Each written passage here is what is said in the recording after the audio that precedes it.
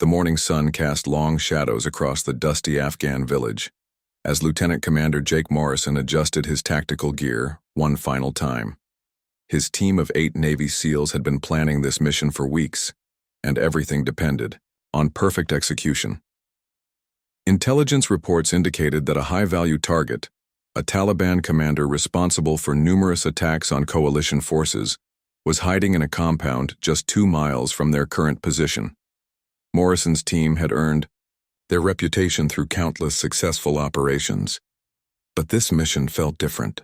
The village sat in a valley surrounded by rocky hills that provided perfect cover for enemy fighters.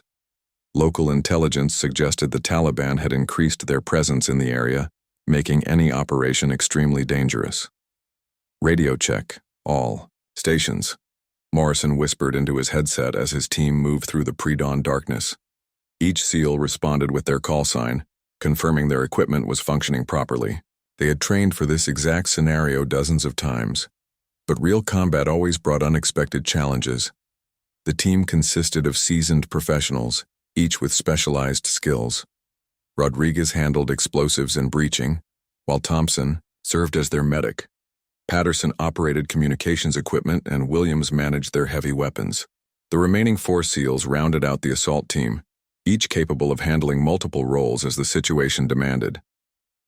As they approached the target compound, Morrison noticed something that made his blood run cold. Fresh tire tracks in the dirt suggested recent vehicle movement, far more than intelligence reports had indicated. The compound appeared larger than their briefings had suggested, with additional buildings that hadn't appeared in their satellite imagery. "Hold position," Morrison commanded through his radio. Something felt wrong about the entire situation. Years of combat experience had taught him to trust his instincts, and right now every instinct screamed danger. The intelligence they had received might have been compromised, or worse, they might be walking into a carefully planned ambush. Rodriguez moved closer to Morrison and pointed toward the main building. Subtle signs suggested the compound was more heavily occupied than expected. Laundry hanging from multiple windows, several cooking fires still smoldering, and worn paths between buildings all indicated a much larger group than the small cell they had been briefed to expect. Despite these concerns, the mission had to continue. Their target was believed to be planning a major attack on a nearby coalition base, and delaying the operation could result in significant casualties. Morrison made the difficult decision to proceed, but he adjusted their approach to account for the increased risk. The team split into 2 groups as planned. Morrison led 4 SEALs around the compound's eastern side, while Rodriguez took the remaining 3 to cover the western approach. Their goal was to surround the building and capture their target alive if possible, but they were prepared for armed resistance. As Morrison's group moved into position, they encountered their first sign of serious trouble. A Taliban fighter emerged from a building they had believed to be empty, carrying an AK-47 and moving with the confidence of someone who knew exactly where he was going. The SEAL team had been detected far earlier than they had hoped. Morrison made a split-second decision that would save his team's lives. Instead of engaging the fighter immediately, he allowed the man to continue his patrol route while signaling his team to take cover behind a low stone wall. This decision gave them precious seconds to assess their situation and prepare for what was about to become a much more complex battle. The compound erupted into chaos as more Taliban fighters emerged from buildings throughout the area. Muzzle flashes lit up the pre-dawn darkness as automatic weapons fire echoed off the surrounding hills. Morrison's team found themselves facing at least 20 enemy fighters, far more than their intelligence had suggested they would encounter. "Contact! Contact!" Morrison shouted into his radio as his team returned fire from behind whatever cover they could find. The stone wall that had initially protected them began crumbling under the intense enemy fire, forcing the SEALs to find new positions while maintaining their defensive perimeter. Rodriguez's team on the western side of the compound faced similar challenges. They had managed to reach their assigned position but found themselves pinned down by enemy fire from multiple directions. The Taliban fighters had clearly prepared for this exact scenario, with established firing positions and overlapping fields of fire that made movement extremely dangerous. Thompson, the team medic, worked frantically to treat Williams, who had taken a bullet to his shoulder during the initial exchange of gunfire. The wound wasn't life-threatening, but it reduced their combat effectiveness at a critical moment when they needed every available weapon in the fight. As the battle intensified, Morrison realized they had walked into a carefully planned trap. The Taliban had used their high-value target as bait, hoping to lure a coalition special operations team into an ambush. The enemy fighters were well-positioned, well-armed, and clearly prepared for a prolonged engagement. Patterson, their communications specialist, worked desperately to establish contact with their command center. Radio communications were being jammed by enemy equipment, making it nearly impossible to call for backup or medical evacuation. The team was effectively cut off from outside support, facing overwhelming odds with limited ammunition and no clear escape route. Morrison made the hardest decision of his military career. With his team pinned down and facing superior numbers, he ordered Patterson to break radio silence and send an emergency distress signal on all available frequencies. Any coalition forces monitoring communications would hear their desperate plea for help, but so would every Taliban unit in the region. The distress signal went out just as the enemy began their next assault. Taliban fighters moved closer to the SEALs position, using coordinated fire and movement tactics that demonstrated significant training and preparation. Morrison's team was running out of time, ammunition, and options. Unknown to the embattled SEALs, their emergency transmission had been received by someone with the skills and equipment necessary to help them. High in the hills overlooking the village, a figure adjusted the scope on a precision rifle and began calculating wind speed, distance, and elevation. The SEALs had cried out for help, and help was about to arrive from the most unexpected source. 3 miles away from the chaos engulfing Morrison's SEAL team, Master Sergeant Elena Vasquez lay motionless on a rocky outcrop, her ghillie suit blending perfectly with the surrounding terrain. She had been in position for 18 hours, part of a classified reconnaissance mission that officially didn't exist. Her orders were simple: observe and report on Taliban movement in the region, but under no circumstances engage the enemy. Vasquez was one of the military's most skilled snipers. With confirmed kills spanning 3 combat deployments, her reputation for precision and patience had earned her assignments that pushed the boundaries of what was considered possible for a lone operator. This mission required her to maintain surveillance on a network of Taliban supply routes while remaining completely undetected.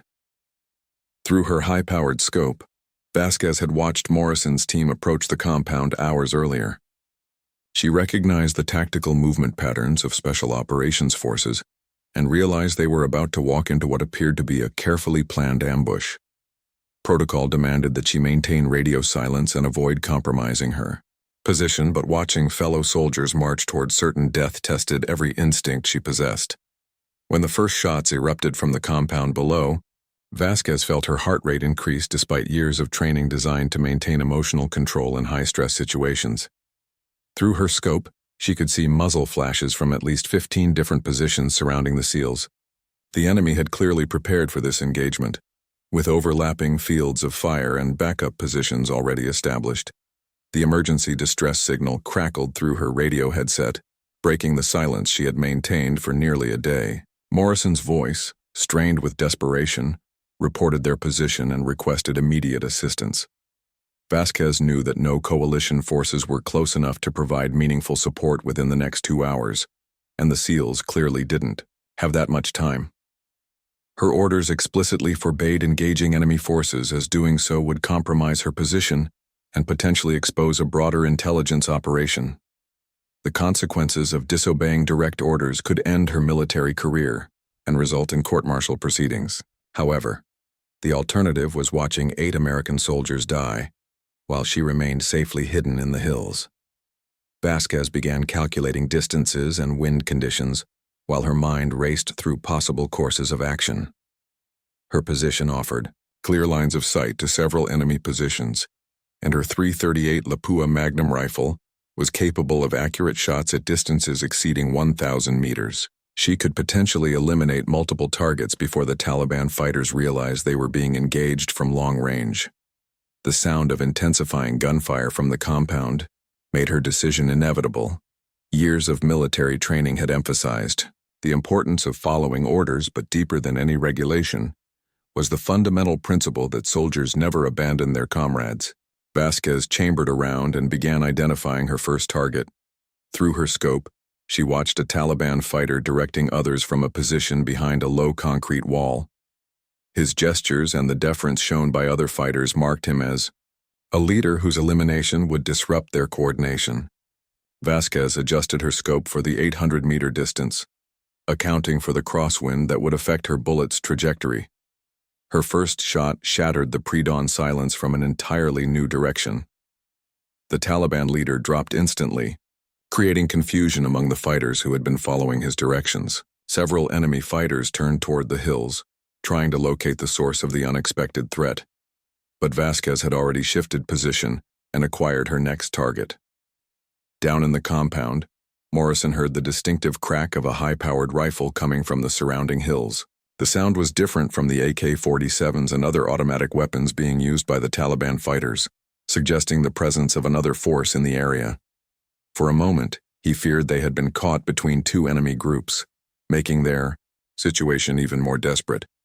Rodriguez, pinned down on the western side of the compound, watched in amazement as Taliban fighters began falling to precisely placed shots from an unknown source. Each shot seemed to come from a different location in the hills, making it impossible for the enemy to return effective fire.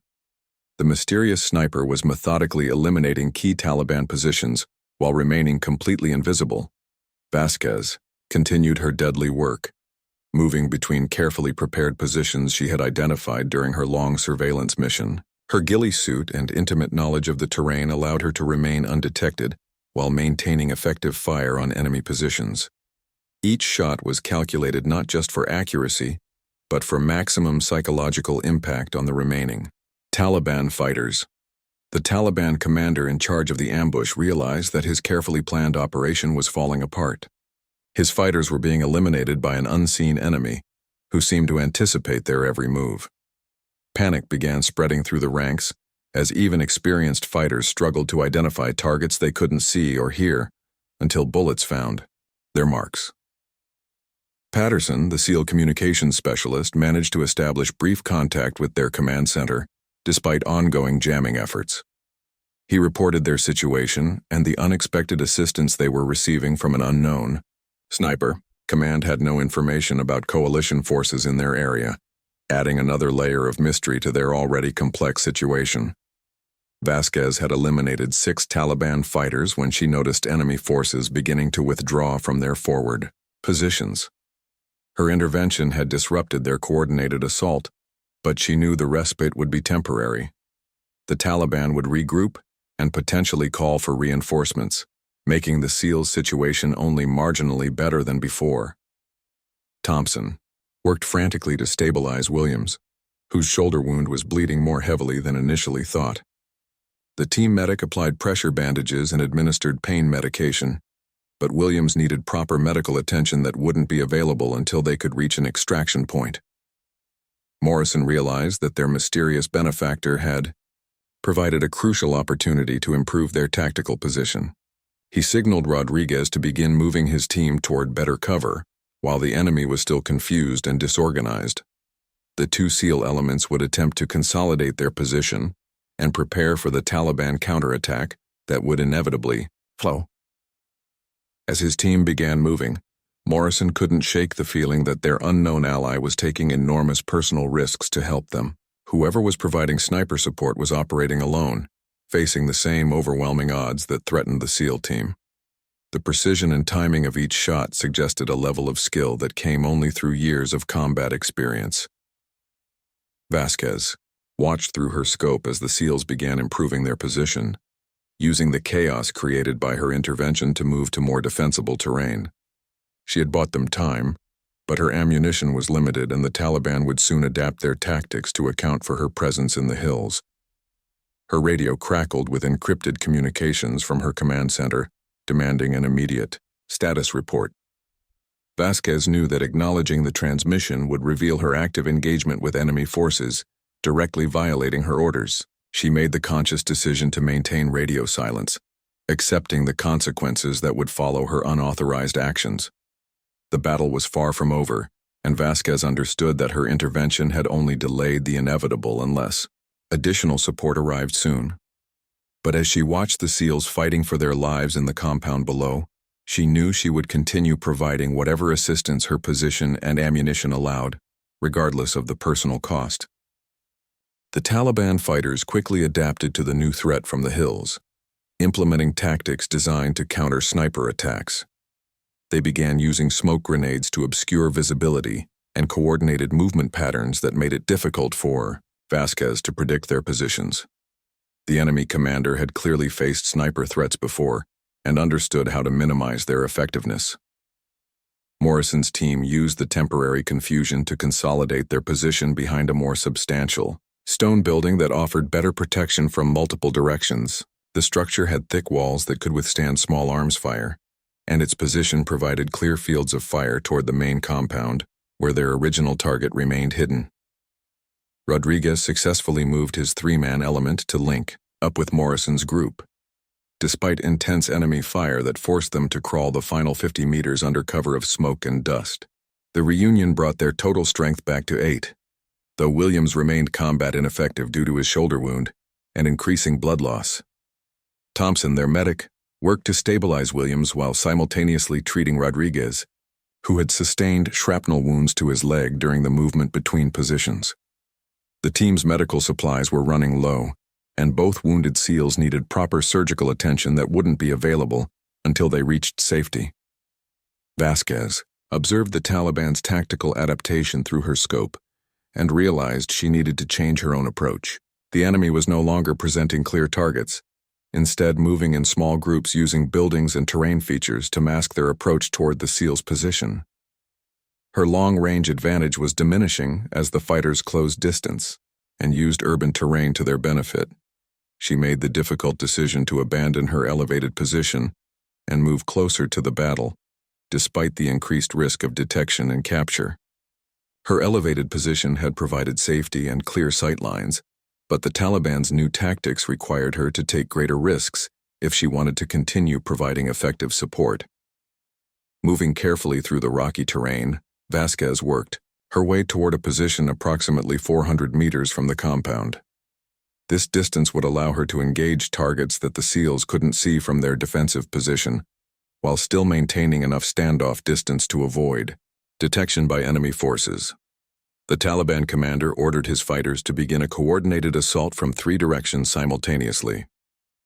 This tactic would force the SEALs to divide their attention and firepower, making it impossible to maintain effective defense against all approaches. The plan showed sophisticated understanding of small unit tactics and suggested the enemy had significant military training. Patterson finally managed to establish consistent radio communication with their command center, despite ongoing jamming attempts by Taliban forces. Command confirmed that the nearest coalition forces were at least 90 minutes away, and helicopter extraction wasn't possible due to enemy air defense systems recently detected in the area. The news meant Morrison's team would have to hold their position for considerably longer than originally planned. With limited ammunition and 2 wounded teammates, their situation was deteriorating rapidly, and even with assistance from their mysterious sniper ally, the odds of survival were decreasing with each passing minute. Morrison made the tactical decision to attempt breaking contact and moving toward a predetermined extraction point approximately 2 miles from their current position. The movement would be extremely dangerous with wounded team members, but remaining in place guaranteed eventual defeat by superior enemy numbers. Vasquez intercepted enemy radio communications using equipment that was part of her original surveillance mission.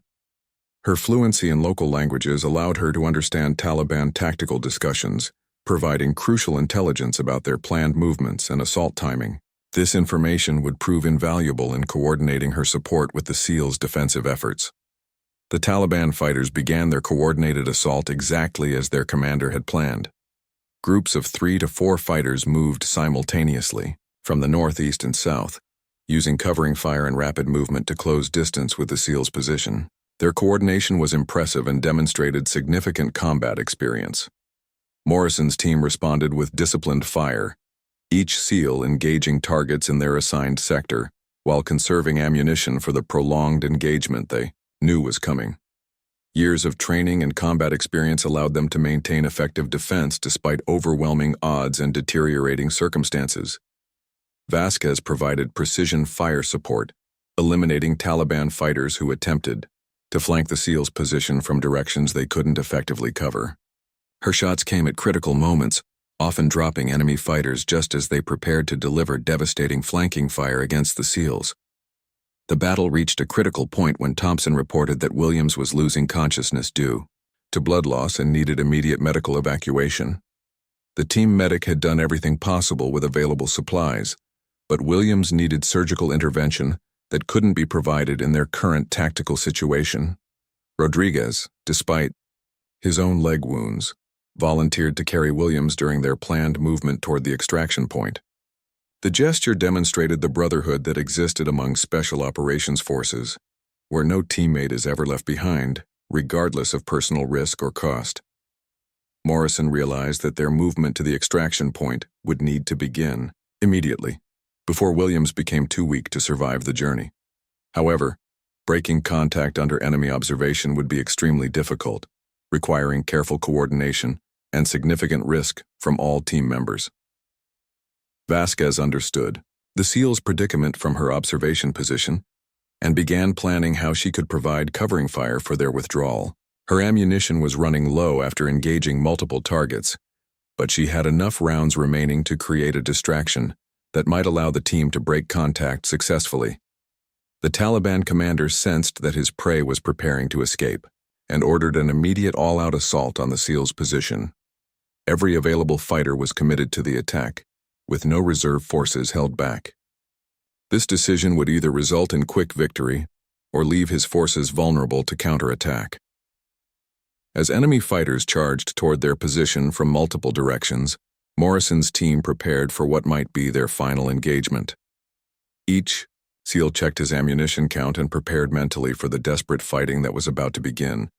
They were running out of time, ammunition, and options.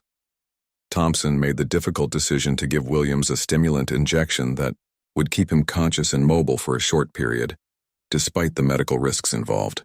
The injection would provide enough energy for Williams to participate in their movement, but could also cause cardiac complications if his blood loss wasn't controlled quickly. Patterson coordinated with their command center to establish precise timing for their movement toward the extraction point. Success would require split-second timing and perfect execution under intense enemy fire.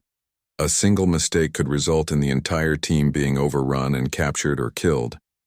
Vasquez chambered her final rounds and prepared to provide the most important covering fire of her military career. The success or failure of the SEAL's escape would largely depend on her ability to create enough chaos and confusion to mask their initial movement away from their defensive position. The moment of truth arrived as Morrison gave the signal for their desperate breakout attempt. Rodriguez hoisted Williams onto his back while Thompson provided medical support during movement. The wounded SEAL was semi-conscious but able to hold his weapon, though his ability to engage targets effectively was severely compromised by blood loss and pain medication. Vasquez began her covering fire sequence, systematically engaging Taliban fighters who posed the greatest threat to the SEAL's escape route. Her shots were timed to create maximum confusion among enemy forces, making them believe they were under attack from multiple directions simultaneously. Each bullet was precious, and she couldn't afford to waste a single round. The SEALs moved, in tactical formation despite their desperate circumstances, with Morrison leading and Patterson bringing up the rear. They used smoke grenades and covering fire to mask their initial movement, but knew they would be fully exposed once they left the relative safety of their defensive position. Taliban fighters quickly realized what was happening and redirected their assault toward the SEAL's escape route. The enemy commander understood that allowing the Americans to reach open terrain would make them much harder to track and eliminate. He ordered his fastest fighters to pursue immediately, while others continued engaging to prevent the SEALs from establishing another defensive position. Thompson struggled to provide medical care for Williams while moving over rough terrain under enemy fire. The team medic carried extra medical supplies and had to balance Williams's immediate needs against the tactical requirement to maintain movement speed. Every few minutes he checked vital signs and adjusted bandages to control bleeding. Vasquez expended her remaining ammunition in a carefully planned sequence designed to delay Taliban pursuit for as long as possible. Her final shots eliminated 3 enemy fighters who were positioning themselves to ambush the SEALs along their most likely escape route. With no ammunition remaining, she was forced to abandon her sniper rifle and begin her own dangerous movement toward safety. The SEALs reached their first waypoint, a dry creek bed that provided concealment from direct observation but little protection from enemy fire. Morrison made the difficult decision to continue movement rather than establishing a defensive position, knowing that stopping would allow pursuing Taliban forces to surround them again. Rodriguez began showing signs of exhaustion from carrying Williams while dealing with his own leg wounds. The combination of blood loss, physical exertion, and stress was taking a serious toll on his endurance. Thompson administered a stimulant injection to help Rodriguez maintain the strength needed to carry his wounded teammate. Patterson maintained communication with their command center while moving, providing regular updates on their position and condition. Command reported that extraction helicopters were en route but still 40 minutes away from their designated pickup point.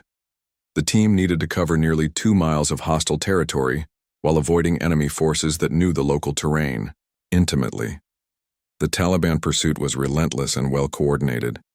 Enemy fighters used their knowledge of local trails and terrain features to attempt cutting off the SEALs' route to the extraction point. Radio intercepts revealed that additional Taliban forces were being called in from surrounding areas to assist in the hunt.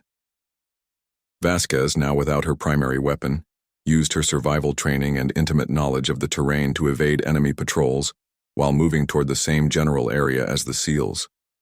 She carried only a sidearm and limited supplies, making her situation nearly as desperate as that of the team she had been supporting. Morrison's team reached a crucial decision point where their route diverged into 3 possible paths toward the extraction zone. Intelligence suggested that one path was shorter but more exposed, while another was longer but offered better concealment. The third option involved crossing an open valley that would leave them completely vulnerable to enemy observation. Thompson reported that Williams was losing consciousness again, despite the stimulant injection. His blood pressure was dropping, and signs of shock were becoming apparent. The wounded SEAL needed immediate surgical intervention, making speed toward the extraction point more critical than tactical considerations about route selection. The team chose the most direct route, despite its tactical disadvantages, prioritizing Williams' medical needs over their own safety. This decision demonstrated the special operations principle that mission success is measured not just by objective completion, but by bringing every team member home alive. Taliban fighters anticipated the SEALs' route selection and positioned ambush teams along the most likely path to the extraction point. The enemy commander understood American tactics well enough to predict their movement patterns, especially when dealing with wounded personnel who limited tactical options. Rodriguez collapsed from exhaustion and blood loss after carrying Williams for over a mile across difficult terrain. Thompson immediately began treating both wounded SEALs while Morrison and the remaining team members established a hasty defensive perimeter. Their situation had become critical, with 2 team members now combat ineffective and enemy forces closing from multiple directions. Patterson made an emergency call to their command center, requesting immediate medical evacuation and close air support. Command responded that attack helicopters were being diverted to their location, but arrival time was still 20 minutes away. The SEALs needed to hold their current position against superior enemy forces, with limited ammunition and casualties mounting. Vasquez reached a position overlooking the SEALs' defensive site and realized they were about to be overrun by approaching Taliban forces. Without her sniper rifle, she had limited ability to provide effective support, but her training included advanced demolition skills that might prove useful in the current situation. She quickly improvised explosive devices using materials from her survival kit, creating small charges that could be used to delay enemy movement or create diversions. The explosives wouldn't be powerful enough to cause significant casualties, but might provide crucial seconds for the SEALs to adjust their defensive positions. Morrison counted his team's remaining ammunition and realized they had perhaps 10 minutes of sustained combat capability before being reduced to individual weapons with limited spare magazines. Each SEAL would soon be fighting with whatever rounds remained in their primary weapon, making every shot critical to their survival. The Taliban assault began with coordinated fire from 3 directions, forcing the SEALs to divide their attention and defensive fires. Enemy fighters used covering fire and movement tactics that demonstrated significant military training and combat experience. The attackers showed patience and discipline, suggesting they were elite fighters rather than typical militia forces. Thompson continued treating Rodriguez and Williams while simultaneously engaging enemy targets when they appeared within range. The team medic was performing triple duty as medical provider, combatant, and tactical coordinator for the wounded personnel who could no longer effectively participate in their own defense. Vasquez detonated her improvised charges in carefully timed sequence, creating confusion among the attacking Taliban forces who believed they were facing a much larger defensive force. The explosions forced enemy fighters to seek cover and disrupted their coordinated assault, providing precious additional time for the embattled SEALs. The sound of approaching helicopter rotors finally reached Morrison's ears, signaling that their extraction was minutes away. However, the helicopters would need to land in an area secured by ground forces, and the SEALs were currently engaged in desperate close combat with numerically superior enemy forces. The final phase of their escape would require perfect timing and execution under the most challenging possible circumstances. The approaching helicopters brought both hope and new complications for Morrison's embattled team. 2 UH-60 Blackhawks accompanied by a pair of AH-64 Apache attack helicopters appeared on the horizon, but the extraction zone was still under heavy enemy fire. The pilots would need suppressive support from ground forces to safely land and evacuate the wounded SEALs. Taliban forces recognized the sound of incoming aircraft and intensified their assault, knowing they had only minutes remaining to eliminate the Americans before facing overwhelming air power. The enemy commander ordered his fighters to press their attack regardless of casualties, understanding that this represented their final opportunity to achieve victory. Morrison coordinated with the incoming flight leader through Patterson's radio, providing precise locations of enemy positions and requesting immediate close air support.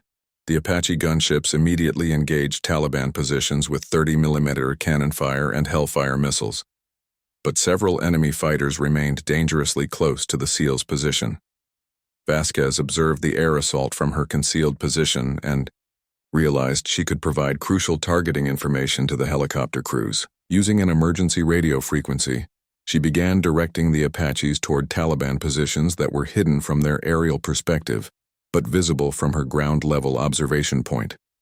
The first Black Hawk attempted to land in the designated extraction zone but was forced to abort due to intense small arms fire from Taliban fighters who had moved closer during the ground engagement. The pilot reported multiple hits on his aircraft and requested additional suppressive fire before attempting another landing approach. Thompson worked frantically to stabilize Williams and Rodriguez for helicopter evacuation, knowing that the aircraft's limited landing time would require rapid loading of casualties. He administered additional medication to both wounded SEALs and prepared emergency medical equipment for transport to the helicopters. Rodriguez, despite his wounds and exhaustion, insisted on walking to the helicopter under his own power to avoid requiring additional personnel to carry him. His determination exemplified the warrior ethos that drove Special Operations Forces to continue fighting, despite overwhelming obstacles and personal sacrifice. The Apache helicopters systematically destroyed Taliban positions using precise fire that avoided civilian structures in the nearby village. Vasquez's targeting information proved invaluable, allowing the gunships to eliminate threats that might otherwise have gone undetected until they engaged the evacuation helicopters. Morrison made the crucial decision to use their remaining smoke grenades to obscure the landing zone while maintaining radio contact with enemy positions for the Apache crews. This tactic would provide concealment for the landing helicopters while allowing continued close air support from the attack aircraft. Taliban fighters made a desperate final assault toward the extraction zone, knowing that preventing the helicopter landing represented their last chance to inflict casualties on the American forces. Several enemy fighters charged directly toward the SEALs' position, accepting certain death in hopes of disrupting the evacuation. The second Black Hawk successfully touched down in the landing zone as the SEALs provided covering fire and the Apaches engaged remaining Taliban positions. Thompson and another team member carried Williams toward the aircraft, while Rodriguez limped alongside them, refusing additional assistance despite his obvious pain and difficulty walking. Vasquez realized that her position had been compromised by her radio transmissions to the helicopter crews. Taliban fighters were moving toward her location, forcing her to abandon her observation post and move quickly toward the extraction zone. Without proper equipment or support, her chances of reaching safety were uncertain.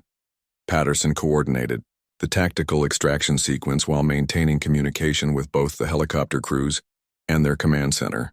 The loading process needed to be completed within 60 seconds to minimize the aircraft's exposure to enemy fire and avoid compromising the entire mission. Morrison was the last SEAL to board the helicopter, ensuring that all his team members were safely aboard before abandoning his ground position. As the aircraft lifted off, he could see Taliban fighters emerging from concealed positions throughout the area, revealing just how close they had come to being completely overrun. The helicopter crews reported taking multiple hits during the extraction, but all aircraft remained flyable and capable of reaching the nearest coalition medical facility. Williams and Rodriguez were immediately connected to advanced life support equipment operated by flight medics, who began emergency treatment during the flight. Vasquez found herself alone and on foot in hostile territory, with Taliban forces actively searching for any remaining American personnel. Her survival training and knowledge of the local terrain were her only advantages against enemy fighters, who knew the area intimately and had significant numerical superiority. She made the difficult decision to move away from the extraction zone, rather than attempting to signal the departing helicopters, knowing that any additional aircraft activity would draw more enemy attention to her location. Her escape would require careful movement during darkness and avoiding populated areas where her presence might be detected. The Apache helicopters remained in the area to provide cover for any additional coalition personnel who might need assistance, though their crews were unaware of Vasquez's presence or her critical role in the successful rescue operation. The attack aircraft continued patrolling the region, while the Blackhawks flew toward medical facilities. Morrison's team reached the coalition medical facility where Williams and Rodriguez were immediately taken into emergency surgery. Both wounded, SEALs were expected to recover fully, though their injuries would require extensive rehabilitation and recovery time before returning to active duty. Thompson provided detailed medical reports to the surgical teams, while Morrison debriefed with intelligence officers about their mission and the unexpected enemy strength they had encountered. The intelligence failure that had nearly cost their lives would require extensive investigation and analysis to prevent similar situations. Patterson worked with communication specialists to analyze the jamming equipment used by Taliban forces and the mysterious radio transmissions that had provided targeting information to the Apache crews. The identity of their unknown ally remained a complete mystery to the SEAL team and their commanders. The successful extraction had been achieved through a combination of skill, determination, and assistance from an unknown source that had provided crucial support at the most critical moments. Morrison's team owed their lives to their training, their teamwork, and a mysterious sniper who had risked everything to help fellow soldiers in desperate need. Intelligence analysts began reviewing all available information about coalition personnel in the area during the engagement, trying to identify who had provided the expert sniper support that had saved the SEAL team. The investigation would prove challenging, as several classified operations were ongoing in the region simultaneously.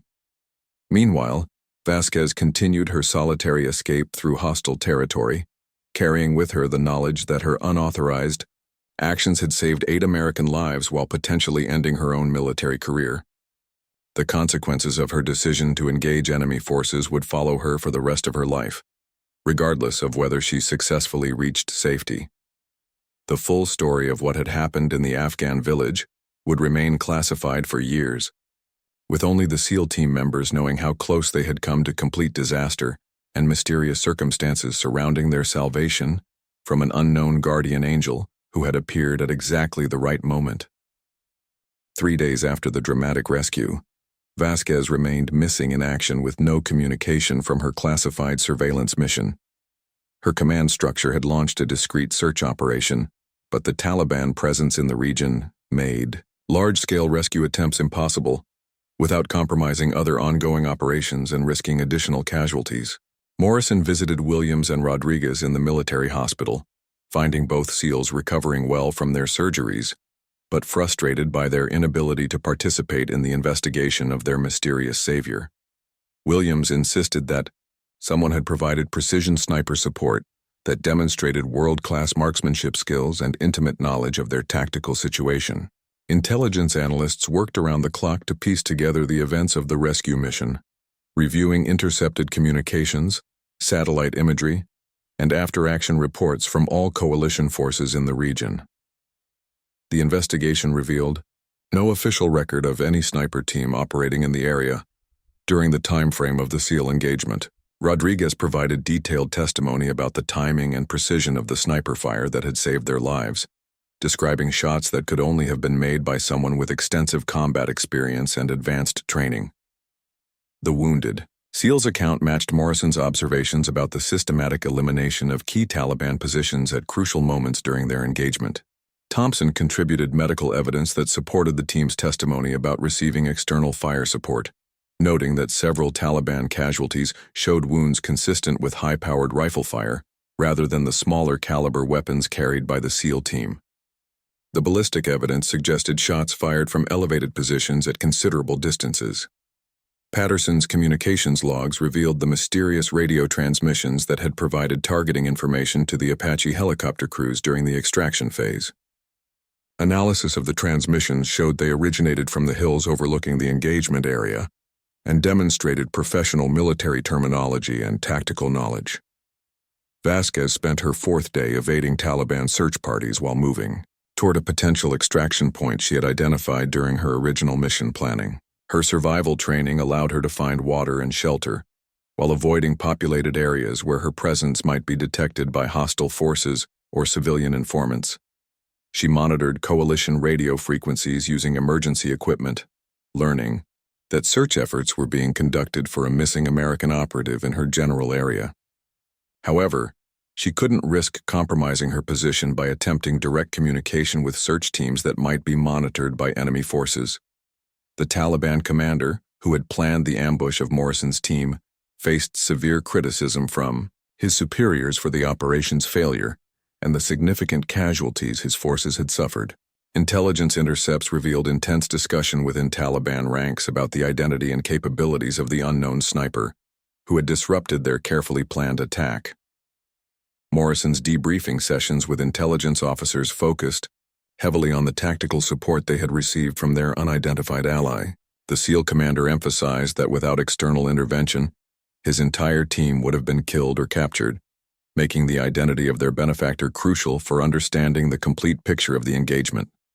Military investigators expanded their review to include all classified operations conducted in Afghanistan during the relevant time frame. Despite significant bureaucratic resistance from various intelligence agencies reluctant to compromise ongoing missions, the search for answers revealed the complex web of activities being conducted simultaneously across the region. Williams underwent additional surgery to repair nerve damage in his shoulder, but doctors expressed optimism about his eventual return to full-duty status. His recovery became symbolic of the team's survival against overwhelming odds and the importance of never abandoning wounded teammates regardless of the tactical situation. On her 5th day in hostile territory, Vasquez made contact with a coalition patrol conducting routine operations near her position. Using predetermined code words, she identified herself and requested immediate extraction, while providing intelligence about Taliban movements she had observed during her evasion. The patrol commander, initially skeptical of her claims, quickly realized the significance of her identity when her service record and mission parameters were verified through secure communications. Arrangements were made for immediate helicopter extraction to remove her from the area before Taliban forces could locate her position. During her extraction flight, Vasquez learned about the intensive search efforts that had been conducted for her and the investigation into the mysterious sniper support that had saved Morrison's SEAL team. She realized that her unauthorized engagement with enemy forces had become the subject of high-level military inquiry. Her debriefing sessions began immediately upon arrival at the coalition base, with investigators eager to understand her role in the events that had saved 8 American lives. Vasquez faced difficult questions about her decision to violate direct orders and engage enemy forces while conducting a classified surveillance mission. Morrison requested permission to attend Vasquez's debriefings, arguing that his team's survival gave them the right to thank their rescuer personally and provide testimony about the effectiveness of her support.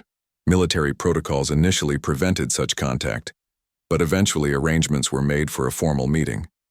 The confrontation between official regulations and battlefield reality created significant tension within the military command structure, as officers struggled to balance the importance of following orders against the fundamental principle of supporting fellow soldiers in combat situations. Vasquez accepted full responsibility for her actions, while maintaining that she would make the same decision again under identical circumstances. Her statement reflected the warrior ethos that prioritized saving American lives over personal career considerations or bureaucratic regulations.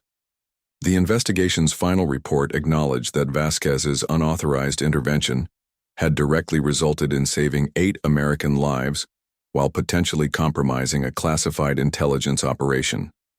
Her actions demonstrated both exceptional courage and serious violations of military discipline that required official response. Morrison's team submitted a formal recommendation that Vasquez receive recognition for her heroic actions, despite the irregular circumstances surrounding her intervention. Their testimony emphasized that her precision marksmanship and tactical support had been crucial to their survival and successful extraction. The military justice system struggled with unprecedented circumstances that pitted regulatory compliance against battlefield heroism, ultimately resulting in a compromise decision that balanced competing interests while acknowledging the complexity of combat situations where split-second decisions determine life-and-death outcomes. 6 months after the engagement, Williams and Rodriguez returned to full duty with their SEAL team, carrying with them a profound appreciation for the mysterious circumstances that had saved their lives. Their experience reinforced the special operations community's understanding that survival often depends on unexpected assistance from unknown allies. Vasquez's military career took an unexpected direction, as her unique combination of skills and experience made her valuable for specialized assignments that required independent operation in hostile environments. Her actions in Afghanistan became legendary within certain military circles, though the full details remained classified. Morrison's team never forgot the lesson that survival sometimes depends on individuals willing to risk everything for their fellow soldiers, regardless of official orders or personal consequences. Their rescue became a case study in the importance of maintaining faith in humanity, even under the most desperate circumstances. The final classified report on the incident concluded that exceptional circumstances had required exceptional responses from all personnel involved. While regulations existed for good reasons, combat situations sometimes demanded actions that transcended normal procedures in service of higher principles that defined military service and brotherhood. Years later, when the classified restrictions were finally lifted, the full story emerged of how a single sniper's decision to violate orders had saved 8 American lives and demonstrated the profound bonds that connected all military personnel, regardless of unit affiliation or mission parameters. The tale became an enduring example of courage, sacrifice, and the warrior ethos that defined America's Special Operations Forces.